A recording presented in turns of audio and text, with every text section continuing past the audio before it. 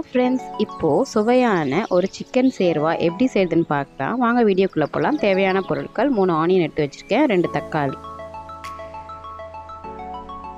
இப்போது குழம்புக்கு மசாலா அரைச்சி ஊற்றுறதுக்காக கொஞ்சமாக சிறு வெங்காயம், மிளகு, சீரகம், சோம்பு, 3 பச்சை மிளகா, கொஞ்சமாக பட்டை, 2 ஏலக்காய் எடுத்து வச்சுருக்கேங்க. சிக்கனை வாஷ் பண்ணி எடுத்து வச்சுருக்கேன். இப்போது குக்கர் வச்சுக்கோங்க. கொஞ்சம் சூடானதும் எண்ணெய் சேர்த்துக்கோங்க. எண்ணெய் சூடானதும் தேவையான தாளிப்புக்கு மசாலா சேர்த்துக்கோங்க. பிரிஞ்சி இலை, கொஞ்சமாக பட்டை, லவங்கம், 2 ஏலக்காய், சோம்பு எல்லாம் போட்டு தாளிச்சிக்கோங்க.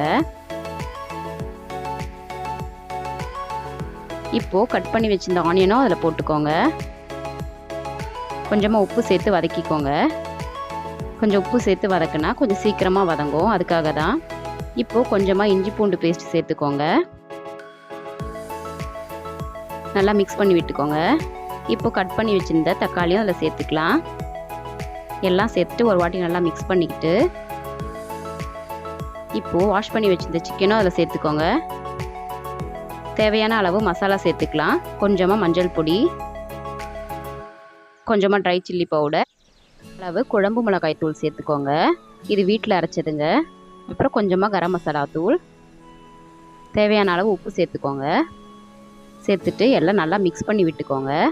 இது மூடி போட்டு ஒரு 5 நிமிஷம் போல் சிம்லியே இருக்கட்டும். இப்போது நம்ம குழம்புக்கு மசாலா அரைச்சி ஊற்றுறதுக்கு தயார் பண்ணிக்கலாம். இப்போ ஒரு கடாய் வைத்துக்கோங்க. ஆனதும் கொஞ்சமாக எண்ணெய் சேர்த்துக்கோங்க. இப்போது நம்ம மசாலா அரைக்கிறதுக்கு எடுத்து வச்சுருந்த சிறு வெங்காயம், மிளகு, சீரகம், சோம்பு, பச்சை மிளகா, பட்டை, 2 ஏலக்காய் எல்லாம் அதில் சேர்த்துக்கலாம். சேர்த்து நல்லா கொஞ்சம் வதக்கி விட்டுக்கோங்க.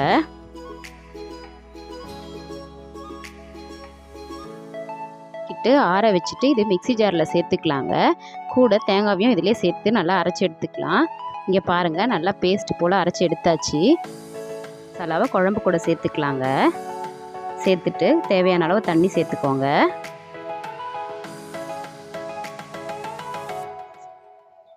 இப்போ எல்லாம் சேர்த்துட்டு ஒரு வாட்டி நல்லா கலரி கொடுத்துக்கோங்க. பார்த்தீங்களா, சூப்பராக இருக்குது இப்போவே.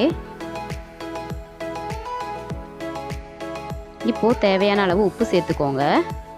அப்புறம் எடுத்து வச்ச புதினா, கொத்தமல்லி, கருவேப்பிலை எல்லாம் சேர்த்துக்கோங்க. சேர்த்துட்டு மூடி போட்டுட்டு விட்டு எடுத்துக்கோங்க. ஸ்டீமெல்லாம் அடங்கிட்ட பிறகு ஓப்பன் பண்ணிக்கோங்க. இப்போ பாருங்கள், ஸ்டீம்லாம் அடங்கியாச்சு. நான் ஓப்பன் பண்ணுறேன். அவ்வளோதாங்க, சூப்பரான சிக்கன் சால்னா ரெடி. நீங்களும் கண்டிப்பாக ட்ரை பண்ணி பாருங்கள். சூப்பராக இருக்கும். இட்லி, தோசை, சப்பாத்தி எல்லாத்துக்குமே நல்லா இருக்குங்க. பார்த்தீங்களா எவ்வளோ சூப்பராக வெந்து வந்திருக்கு. சிக்கன்லாம் நல்ல வாசனையாக இருக்குது. நாங்கள் சாப்பிட போகிறோம். ட்ரை பண்ணிவிட்டு கமெண்ட் பண்ணுங்கள், ஷேர் பண்ணுங்கள். இந்த வீடியோ பிடிச்சிருந்தால் லைக் பண்ணுங்கள். கண்டிப்பாக சப்ஸ்கிரைப் பண்ணிக்கோங்க. தேங்க்ஸ் ஃபார் வாட்சிங்.